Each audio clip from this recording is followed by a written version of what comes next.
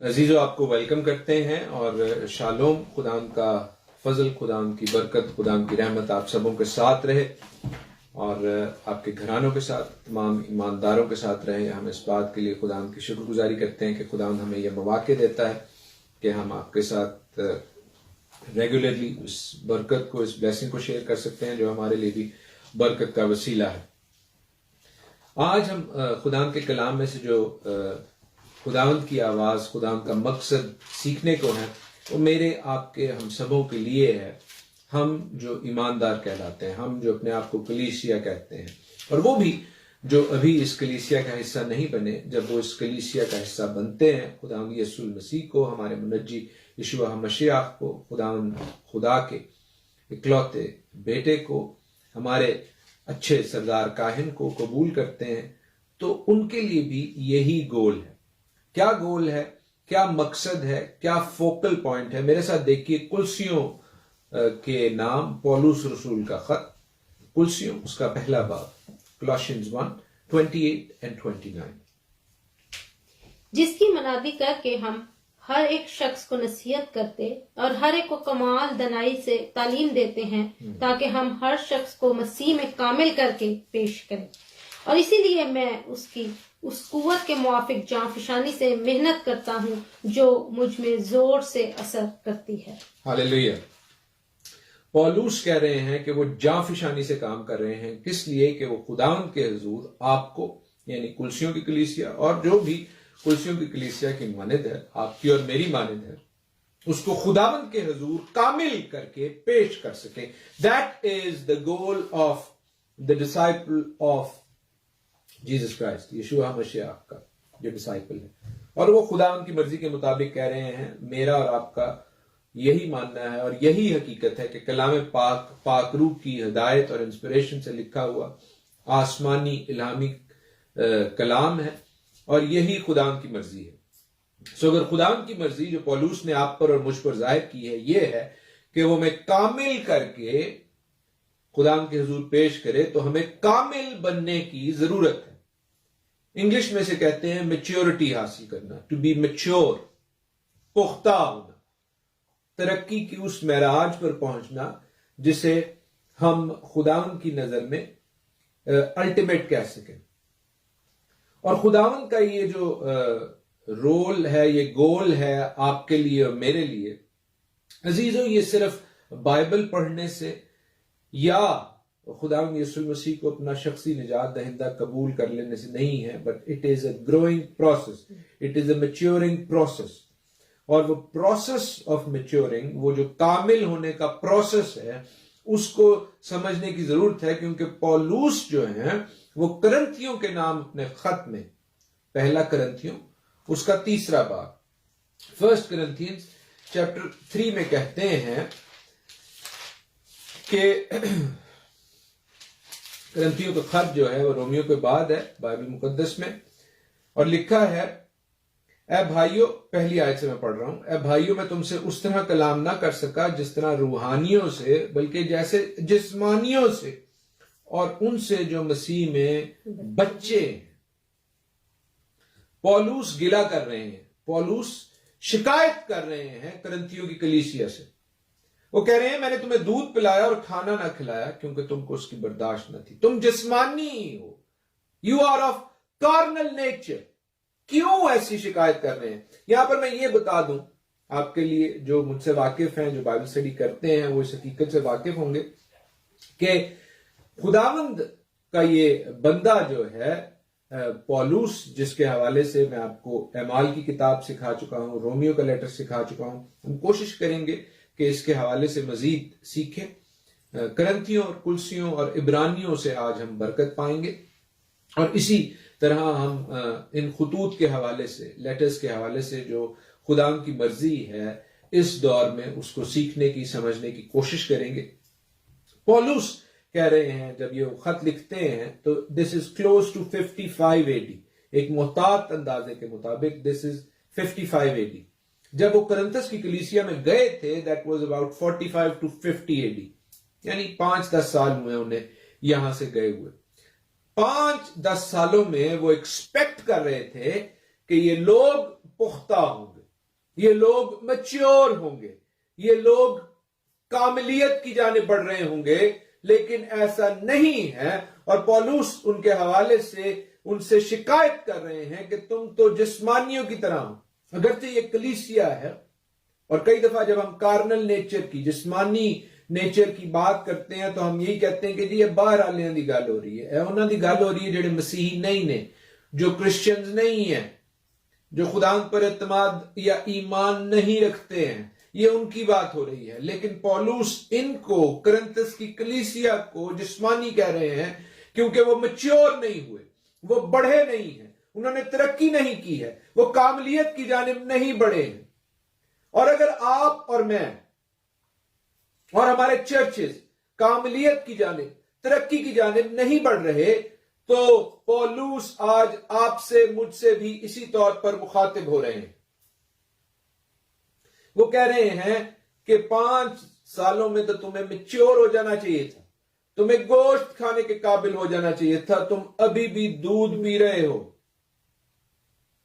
ये चीज जो है ये इंपॉर्टेंट है। मेरे साथ देखिए पहला कुरिन्थियों का 2 बाब और उसकी 14वीं और 15वीं आयत, इसी खत में हम रहेंगे। 1 Corinthians chapter 2 verses 14 and 15। मगर नफसानी आदमी खुदा के रूह की बातें कबूल नहीं करता, क्योंकि वो उसके नजदीक बेवकूफी की बातें हैं, और ना वो उन्हें समझ सकता है, क्योंकि वो रूहानी तौर पर परखी जाती हैं। लेकिन रूहानी शख्स सब बातों को परख लेता है, मगर खुद किसी से परखा नहीं जाता। आमीन।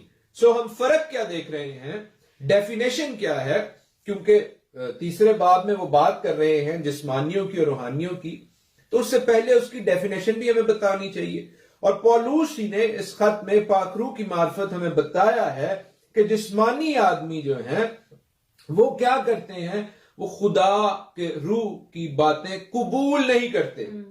पढ़ तो लेते हैं, शायद सुन भी लेते हैं, लेकिन कबूल नहीं करते। और ये चर्च के हवाले से बात हो रही है। सो हम क्या देखते हैं, कलाम पाक की इस डेफिनेशन के मुताबिक पौलुस रसूल पाक रूह की मार्फत से हमें बता रहे हैं कि हर चर्च में आया हुआ बंदा या औरत रूहानी नहीं है। हर शख्स जो कलाम को पढ़ता है या पढ़ती है वो रूहानी नहीं है, क्योंकि रूहानी होने के लिए आपको कलाम की बातों को कबूल करना है और उनको च्यू करना है, उनको हजम करना है। लेकिन हम देखते हैं कि बहुत से लोगों को कलाम की सच्ची बातें हजम ही नहीं होती हैं। They do not accept it, वो कबूल नहीं करते कलाम को। क्यों? क्योंकि वो इस काबिल नहीं है कि वो कलाम को कबूल कर सके। क्यों? क्योंकि कलाम, पौलुस, पाकरू उन्हें जिस्मानी कहती है, कार्नल कहती है। दे आर कार्नल पीपल, वो जिस्मानी है। और अगर वो जिस्मानी से रूहानी होने का सफर तय करना चाहते हैं तो उन्हें कलाम को कबूल करने की जरूरत है, सिर्फ पढ़ने की या चर्च में हाजिरी लगाने की जरूरत नहीं है। हमें इस चीज को समझना है कि पौलुस खुदावंद की पाक रूह की मार्फत जो मैसेज आपसे और मुझसे शेयर कर रहे हैं वो नहायत संजीदा है। वो चर्च का भी गोल है और आपका जाती तौर पर भी गोल है, क्योंकि अगर आप जिस्मानी हैं अभी तक, पौलुस तो 5 सालों में कुरिन्थस की कलीसिया से ये एक्सपेक्ट कर रहे थे कि वो कामिल हो, वो मैच्योरिटी की जानिब बढ़े। लेकिन अगर हम में से कई लोग 50-50, 60-60, 10-10, 20-20 सालों के बाद भी अगर मैच्योर नहीं है, कलाम को कबूल नहीं करते, कलाम को एक्सेप्ट नहीं करते, तो वो जिस्मानी है। मेरे साथ देखिए इब्रानियों का खत, the letter to the Hebrews, और हम कुरिन्थियों में भी वापस आएंगे, लेकिन इब्रानियों का खत नहायत इंपॉर्टेंट है इस हवाले से। इब्रानियों 5वां बाब और हम उसकी 11वीं आयत को पढ़ेंगे, 11वीं और 12वीं आयत। इसके बारे में हमें बहुत सी बातें कहना है जिनका समझाना मुश्किल है, इसलिए कि तुम ऊंचा सुनने लगे हो। वक्त के ख्याल से तो तुम्हें उस्ताद होना चाहिए था, मगर अब इस बात की हाजत है कि कोई शख्स खुदा के कलाम के इब्तदाई उसूल तुम्हें फिर सिखाए, और सख्त ग़िज़ा की जगह तुम्हें दूध पीने की हाजत पड़ गई। आमीन। सो हम देखते हैं कि खुदा का खादिम जो है, जो इब्रानियों का खत तहरीर कर रहा है, वो खुदा की पाक रूह की मार्फत इब्रानियों की कलीसिया को, अब इब्रानियों की कलीसिया वो कलीसिया है जो कि इसराइली है, जो कि खुदा के कलाम को मानती थी। जैसे बेशतर खुदा के शागिर्द थे जो कि इसराइली थे, जो कि यहूदी थे, जो कि खुदा के कलाम को मानते थे, और उन्हें वो समझ मिली कि सारा कलाम जो उनके पास मौजूद है वो खुदा यशुआ हमशियाह यसुल मसीह नासरी की जानिब पॉइंट कर रहा है। एंड दे एक्सेप्टेड क्राइस्ट, उन्होंने मसीह को कबूल किया, उसकी पहली आमद में उसको कबूल किया। और इस कलीसिया को भी, अब ये लेटर भी जो लिखा गया है, ये खुदा यसुल मसीह यहोशुआ मसीह के जी उठने के करीब 30 सालों के बाद लिखा गया है, एक मोहतात अंदाजे के मुताबिक। अगरचे इसके हवाले से बहुत सी डिस्कशन है, लेकिन मैं आपको ये बताना चाह रहा हूं कि 30 सालों के बाद भी वो फिर यहां पर एक्सपेक्टेशन क्या है कि भाई आपको तो गोश्त खाने के काबिल होना। वो कहते हैं तुम्हें उस्ताद होना चाहिए था, मगर तुम क्या कर रहे हो, तुम तो ऊंचा सुनने लग गए हो। और याद रखें कि ये सिर्फ कलीसिया से, पुलपट से उस तरफ बात नहीं हो रही, पुलपट की इस तरफ भी बात हो रही है। क्योंकि अगर आप खुदावंद के कलाम को कबूल नहीं करते बतौर कलीसिया के या बतौर खुदावंद के खादिम के, पास्टर साहिबान के, क्योंकि पास्टर साहिबान भी अगर खुदावंद के कलाम को कबूल नहीं करते तो वो भी जिस्मानी है। अगर वो खुदावंद के कलाम की मकबूलियत की बजाय अपनी जाती मकबूलियत चाहते हैं, खुदावंद के कलाम की बजाय वो शोहरत पर, दौलत पर, दुनिया की रंगीनियों पर, सहूलतों पर, आसाइशों पर जो है उनकी तवज्जो है, तो वो भी कार्नल है, वो भी जिस्मानी है। और यहां पर खुदावंद का कलाम हमें बता रहा है कि जो खुदावंद के खादिम थे, जो इसराइली कौम में से थे, उनसे शिकायतें की जा रही है। फिर वंस अगेन हमने करंथस के हवाले से, कुलसियों के हवाले से, और अब इब्रानियों के हवाले से भी यही थीम देख रहे हैं, यही फोकस देख रहे हैं कि वो कहा जा रहा है कि तुम तो ऊंचा सुनने लग गए, तुम्हें उस्ताद होना चाहिए था। ऊंचा सुनना इंग्लिश में एक टर्म होती है और इब्रानी में भी एक टर्म होती है जिसका मतलब है कि तुम ढीठ हो गए हो, जिसको इंग्लिश में कहते हैं म्यूल हेडेड। जिस तरह गधा या खच्चर जो होते हैं वो हो जाते हैं, वो बात नहीं सुनते, उन्हें चाहे आप मारते रहें। आप में से कुछ लोग शायद इस फिनोमिनन से वाकिफ हो। इसीलिए खुदावंद का कलाम भी ज़बूर 32 में कहता है, ना हो कोड़ियां खच्चरा मांग तू, कि कुछ भी नहीं है समझ उन्होंने। खुदावंद हमें घोड़ों या खच्चरों की मानद नहीं देखना चाहता, खुदावंद हमें कामिल देखना चाहता है, मैच्योर देखना चाहता है।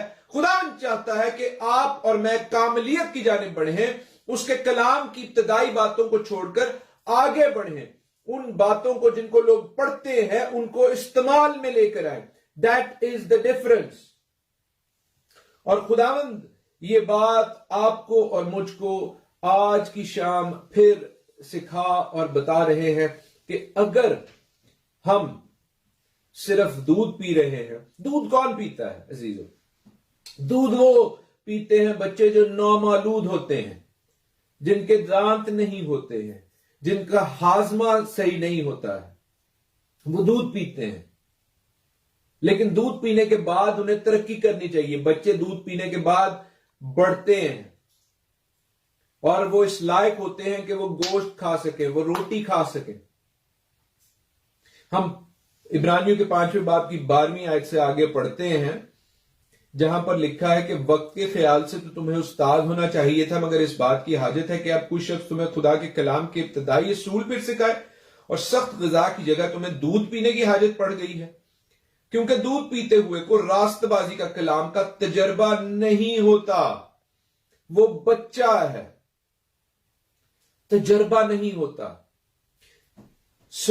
हमें क्या पता चल रहा है कि जो दूध पीते हैं वो कलाम को पढ़ते तो हैं, लेकिन उसकी समझ नहीं है, उसका तजर्बा नहीं है।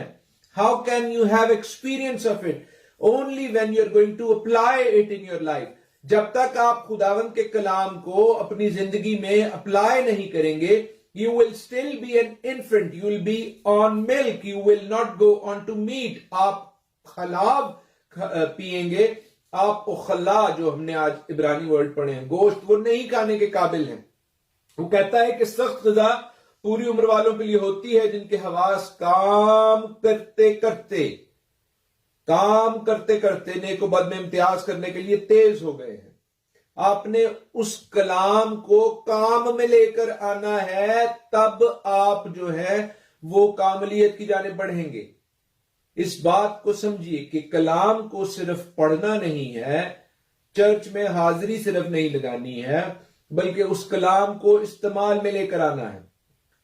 और अगरचे हम में से बथेरे समझ रहे हो यार अभी तो हम शायद बच्चे ही हैं, फिर भी अजीजों आज खुदावन हमें ये मौका दे रहा है, ये अपॉर्चुनिटी दे रहा है कि हम बच्चों से बड़े होने की जानिब, जिस्मानी से रूहानी होने की जानिब, जो कमतर स्टैंडर्ड है उससे ऊपर के स्टैंडर्ड की जानिब हम अपने सफर को शुरू करें। वी मस्ट, अगर जो कोई कलाम पढ़ता है वो उस पढ़े हुए को अपनी जिंदगी में इस्तेमाल में लेकर आए। उसे कैसे इस्तेमाल में लेकर आ सकते हैं? खुदावंद यीशु मसीह उसका एक हमें नमूना देते हैं। खुदावंद यीशु मसीह कलाम को पढ़ते थे। हम जानते हैं जब वो छोटे थे तो वो काहिनों के साथ हैकल में बैठे हुए कलाम की बातों पर बहस मुबाहिसा कर रहे थे। जब ईद के खुदावंद की ठहराई गई औकात के टाइम पर उनके फैमिली खुद खुदावंद यीशु मसीह हैकल में आते हैं, बाप का हुक्म पूरा करते हैं, ठीक टाइम पर पूरा करते हैं। उस वक्त वो क्या करते हैं? वो कलाम को पढ़ नहीं रहे हैं, उसे इस्तेमाल में लेकर आ रहे हैं। और फिर चूंकि वो कलाम को पढ़ते थे, उस पर डिस्कशन करते थे, उसी कलाम को वो इस्तेमाल करते हैं जब वो अपनी जमीनी खिदमत का आगाज करते हैं कि जब शैतान इब्लीस उनको आजमाता है तो उसी कलाम के साथ उसका मुकाबला करते हैं। क्या हम अपनी जिंदगियों में जब हमारे इर्द गिर्द मुसीबतें, मसाइल, परेशानियां आती हैं तो क्या हम कलाम को इस्तेमाल करने के काबिल हैं या साढ़े हाथ पैर फुल जाते हैं? और अगर ऐसा है तो आज मौका है अजीजों, खुदावंद आपको और मुझको सिखा रहे हैं कि हम कलाम को पढ़ें और इसे इस्तेमाल में लेकर आए, तजर्बा से मालूम करें, इसको काम में लेकर आए ताकि हम कामलियत की जानिब बढ़े, ताकि हम मैच्योरिटी की जानिब बढ़े। हम सिर्फ पढ़े नहीं कि बड़ा अच्छा हुक्म है जो लिखे हुए हैं कलाम में, पैदाइश बड़ी अच्छी लिखी हुई है, खुरूज बड़ी अच्छी लिखी हुई है, अहबार बड़ी अच्छी लिखी हुई है, बल्कि उसको इस्तेमाल में लेकर आए। खुदावंद के आइन अहकाम, मिसाल के तौर पर एक छोटी सी एग्जाम्पल देते हैं। अहबार के 11वें बाब में सारे के सारे कलाम को पढ़ने की, समझने की, उसको इस्तेमाल में लेकर लाने की जरूरत है। लेकिन अहबार का 11वां बाब लेविटिकस 11 हमें खाने पीने के असूल बताता है। अब क्या हम इन्हें सिर्फ पढ़ें? और कहीं बड़ी अच्छी बात लिखी हुई है, लेकिन ये बहुत जबरदस्त जो है वो प्रॉन्स पड़े हुए हैं। प्रॉन्स जो है, झींगा जो है, वो कलाम के मुताबिक, अहबार 11 के मुताबिक नापाक है, अनक्लीन फूड है।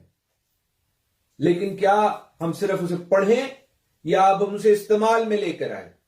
अब हमें उसे इस्तेमाल में लेकर आने की जरूरत है और कहना है कि नहीं, हम नहीं खाएंगे। इसी तरह हमारी जिंदगी के कई पहलू हैं और खुदावंद की पाक रूह आपको कन्विंस करेगी। इस बात को हमें समझने की जरूरत है कि खुदावंद की पाक रूह हमें सिखाती है, बताती है कि हम कलाम को पढ़ें और उसे इस्तेमाल में लेकर आए। और अगर ऐसा नहीं हो रहा तो अजीजों हमें इस जिस्मानी सफर से रूहानी सफर में बढ़ना है, इसकी तरफ आना है। अगर हम ऐसा नहीं कर रहे, then we are still infants. अभी हम दूध पी रहे हैं और कई हम में से अभी दूध भी नहीं पी रहे। अगर आप दूध भी नहीं पिएंगे, कलाम पढ़ेंगे भी नहीं, तो अजीजों फिर जान से जाने का खदशा है। जैसा कि यहां पर एक्चुअली लिखा हुआ है, खुदावंद अपने पाक कलाम में से हमें बताते और सिखाते हैं कि अगर आप एक्चुअली गोश्त खाने के काबिल हो गए हैं तो खुदावंद का कलाम आपको डिसर्नमेंट करने में मदद देगा, नेक व बद में इम्तियाज करने के लिए आपको मदद देगा। क्या लिखा है 5वें बाब की 14th वर्स में? Hebrews 5:14 और सख्त सजा पूरी उम्र वालों के लिए होती है जिनके हवास काम करते करते नेक व बद में इम्तियाज करने के लिए तेज हो गए। खुदावंद का कलाम पढ़ने के बाद उसे इस्तेमाल में लाने से हमारे जो हवास हैं, सूंघना, देखना, बोलना, करना, ये सारी चीजें जो हैं they will be according to God's purpose, God's will, और हम खुदावंद की मर्जी के मुताबिक बढ़ेंगे, तरक्की करेंगे, मैच्योर होंगे अगर हम डिसर्न कर सकें। मेरे में और आप में तो कोई काबिलियत नहीं है, लेकिन खुदावंद का कलाम आपको और मुझको बताएगा इस डिसर्नमेंट के हवाले से, इम्तियाज करने के हवाले से, सही और गलत के हवाले से, जिंदगी और मौत के हवाले से। और खुदावंद चाहते हैं कि हम जिंदगी को चुने, लेकिन उसके लिए जरूरी है कि हम खुदावंद के कलाम को इस्तेमाल में लेकर आए। अगर हम इसे इस्तेमाल में नहीं लेकर आएंगे अजीजों, तो फिर मुश्किल होगी। इसीलिए 6 बाब की पहली आयत में लिखा है, Hebrews 6:1 में, बस आओ मसीह की तालीम की इब्तदाई बातें छोड़कर कमाल की तरफ कदम बढ़ाएं और मुर्दा कामों से तौबा करने और खुदा पर ईमान लाने की। इब्तदाई बातें छोड़कर कमाल की तरफ, फिर वही वर्ड, मैच्योरिटी की तरफ बढ़ें, मैच्योर हों, कलाम को पढ़े नहीं सिर्फ, बल्कि उसको इस्तेमाल में लेकर आए। इसकी मिसाल ऐसे ही है कि अगर कोई क्रिकेट खेलने वाला हो, उसकी मैच से पहले क्या होती है, ट्रेनिंग होती है, एक ट्रेनिंग होती है, नेट प्रैक्टिस हो रही होती है, कोच बता रहा होता है आपको कि आपने बैटिंग कैसे करनी है, बॉलिंग कैसे करनी है, फील्डिंग कैसे करनी है। लेकिन जब आप ग्राउंड में जाते हैं तब आप उस ट्रेनिंग को इस्तेमाल में लेकर आते हैं कि कोच ने बताया था बैटिंग कैसे करनी है, फास्ट बॉलर आएगा तो कैसे खेलना है, स्पिनर आएगा तो कैसे खेलना है, इसी तरह मुखालिफ टीम को कैसे बॉलिंग करानी है, फील्डिंग कैसे करनी है, किस जगह पर करनी है। आप ग्राउंड में जाते हैं तो फिर उस थ्योरी को प्रैक्टिकल में बदलते हैं। इसी तरह खुदावंद ने हमें ये थ्योरी दी है, लेकिन हमने इसको प्रैक्टिकल लाइफ में इस्तेमाल करना है। अगर हम इसे प्रैक्टिकल लाइफ में इस्तेमाल नहीं कर रहे तो फिर we are not on the playing field, हम फिर तमाशाई है, we are not actually on the playing field. और अजीजों, खुदावंद चाहते हैं कि हम इस दौड़ में आगे बढ़ें। इसीलिए वो पौलुस भी जब अपनी जिंदगी की दौड़ पूरी करते हैं तो वो यही इस्तारा यूज करते हैं कि मैंने एक अच्छी कुश्ती लड़ ली है, अच्छी दौड़ लड़ ली है। I have been on the field, मैंने फील्ड में काम किया है, मैंने प्रैक्टिकली काम किया है, मैं मैच्योर हूं, मैच्योर होकर खुदावंद की तरफ जा रहा हूं, नामालूद नहीं हूं, दूध नहीं पीता हूं सिर्फ। And that is the thing. और आपके हवास, जैसे लिखा है, कैसे स्ट्रांग होंगे? आपको पाक रूह का पता चलेगा कि पाक रूह आपसे क्या बात कर रही है।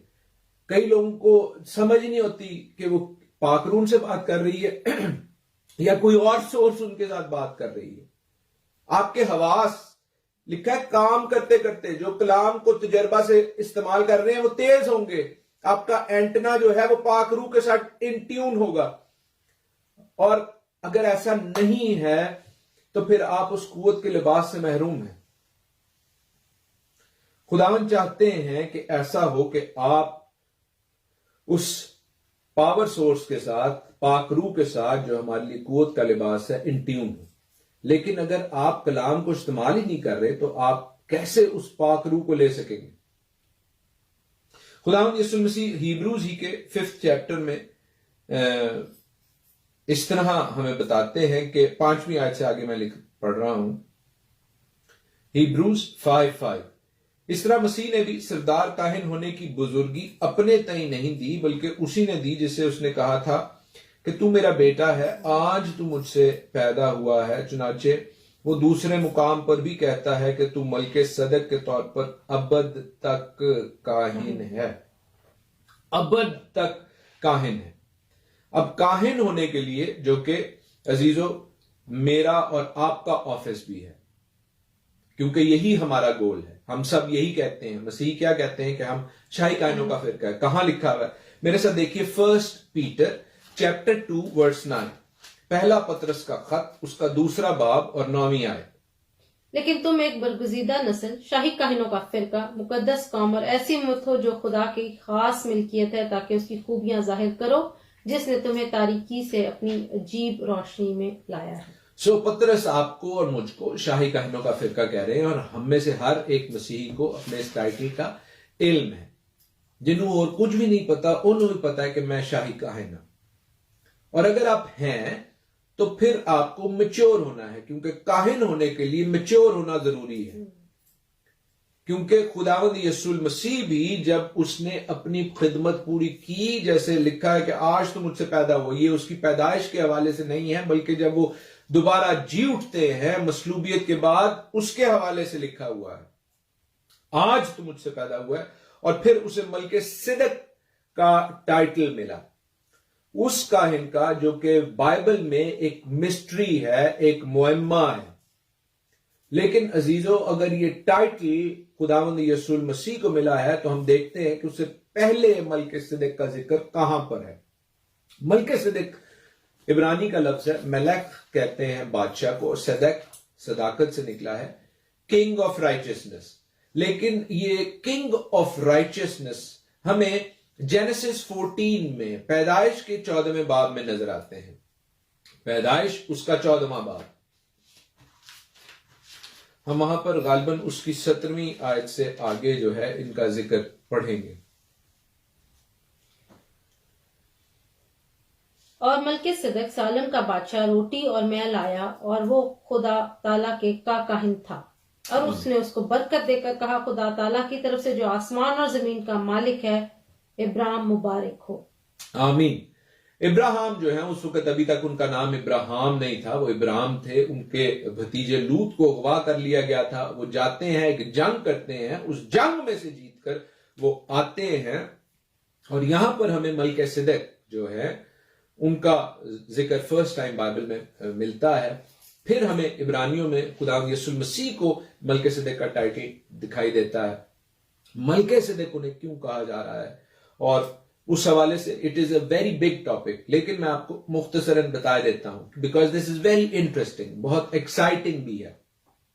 मलके सिदक हमें दिखाई देते हैं क्योंकि वो सालम के बादशाह, शालोम से ये वर्ड निकला है, जो यरूशलेम का नाम है, पुराना नाम यरूशलेम का, यरूशलाइम सालम से निकला है, और सालम का ये बादशाह है।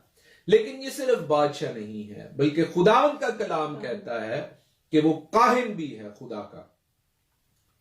ख्याल ये किया जाता है कि ये शेम है, नूह के बेटे शेम, जो कि काहिन भी थे और बादशाह भी।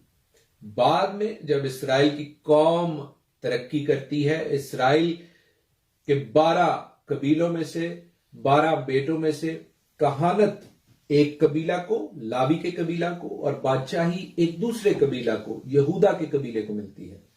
दाऊद यहूदा के कबीले में से था, और खुदावंद यीशु मसीह भी यहूदा के कबीले में से थे। हालेलुया। सो वो बादशाह है। लेकिन खुदावंद का कलाम इब्रानियों में उन्हें काहिन के तौर पर भी याद कर रहा है, जहां पर लिखा है, हमने भी पढ़ा इब्रानियों 5:5 में, कि आज तो मुझसे पैदा हुआ, तू मलके सिदक के तौर पर अबद तक काहिन है। ना सिर्फ खुदावंद यीशु मसीह यहूदा के कबीले का होने की वजह से बादशाह है, बल्कि हम रेविलेशन में, मुकाशफा में पढ़ते हैं कि वो बादशाहों का बादशाह, उसकी रान पर उसका नाम लिखा हुआ है, बल्कि वो हमारा काहिन भी है, वो हमारा अफजल सरदार काहिन है। और उसी के ऑफिस, उसी के टाइटल के मुताबिक आपका और मेरा भी यही टाइटल है, शाही काहिन। मलके सिदक और इब्राहिम का वाकया बहुत खूबसूरत है। इब्राहिम एक जंग करके आ रहे हैं, वो टाइट देते हैं, वो दहेकी देते हैं खुदावंद के इस काहिन को, जो कि बादशाह है मलके सिदक। और ना सिर्फ मलके सिदक उन्हें बरकत देते हैं, बल्कि देखिए कि किस तरह वो बरकत जो है उन्हें मदद देती है, क्योंकि उसके बाद उनकी एक और जंग है। वो एक जंग करके आते हैं और फिर दूसरी जंग में जा रहे हैं, और उसमें भी वो फतह पाते हैं, क्योंकि बीच में एक जंग करके आ रहे हैं, बीच में उनकी मलके सिदक से मुलाकात होती है, और फिर उनकी जंग है। और अजीजों, अगर मेरी और आपकी जिंदगी में जंगें नहीं हैं, तो फिर शायद हम भी मसीही नहीं हैं। खानदान की तरफ से, हालात की तरफ से, जॉब्स की तरफ से, और परेशानियां, आपको आपके अगर कोई जंग नहीं है तो शायद आप वो मसीही नहीं है जो खुदावंद के कलाम के मुताबिक है। क्योंकि अगर आप खुदावंद के कलाम को इस्तेमाल करेंगे जैसे खुदावंद यीशु मसीह करते हैं तो शैतान इब्लीस आपके खिलाफ बरसरे पैकार होगा। इब्राहिम ने खुदावंद की फरमाबरदारी की और शैतान इब्लीस उसके खिलाफ बरसरे पैकार हुआ। उसके खानदान में भी लड़ाई थी, ये बात भी याद रखिएगा, और उसको और लड़ाइयां भी लड़नी पड़ी। लेकिन चूंकि उसका ताल्लुक मलकिसिदक के साथ बन गया, उस मलकिसिदक ने उसको बरकत दी, तो हम देखते हैं कि वो एक जंग जीत कर आता है और फिर दूसरी जंग के लिए जा रहा है, उसमें भी कामयाबी हासिल करता है। क्या मेरा और आपका ऐसा ताल्लुक खुदावंद यीशु मसीह के साथ है, मलकिसिदक के साथ है, कि हम अपनी जंगें जो हैं उसकी बरकत से जीतने वाले हैं? We need to work on it. और बेशक ये भी खुदावंद का फजल है कि हम उसके कलाम को समझें और उसे इस्तेमाल में लेकर आए। हम अपनी ताकत से बेशक नहीं कर सकते, लेकिन हमें उस रिबेलियस नेचर को जरूर अपनी जिंदगियों से दूर करना है, जहां हम खुदावंद के कलाम को सिर्फ पढ़ रहे हैं या सुन रहे हैं, लेकिन उसे इस्तेमाल में नहीं लेकर आ रहे, मैच्योर नहीं हो रहे, कामिल नहीं बन रहे और गोश्त खाने की जानिब नहीं बढ़ रहे। जबकि खुदावंद का पर्पस ये है, खुदावंद का गोल ये है, पाक रूह की मार्फत वो मुझे और आपको कुव्वत का लिबास पहनाना चाहता है ताकि हम कामिल हो जाए। खुदावंद चाहता है कि ऐसा हो। हम इस हवाले से मजीद भी सीखेंगे, लेकिन आज के लिए इतना ही। खुदावंद आपको बहुत बरकत बख्शे, आमीन। खुदावंद की हम्दो सना में, खुदावंद की तारीफ में, खुदावंद के नाम के जलाल के लिए हम ये गीत गाएंगे, क्योंकि हमें पाक रूह की जरूरत है अजीजों, ताकि हम कामिल हो, ताकि हम दूध पीने की बजाय अब गोश्त खाने पर खुदावंद के कलाम को पढ़ने से आगे बढ़कर उसे समझकर अपनी जिंदगियों में अप्लाई करने वाले हों, अपनी जिंदगी के तमाम इश्यूज में उसे अप्लाई करने वाले हों। हालेलुया। रूह पाक नाल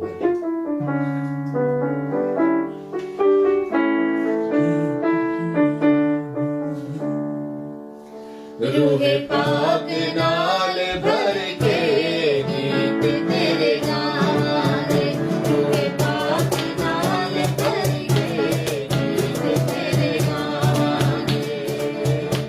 तू जिंदगी दी रोटी है,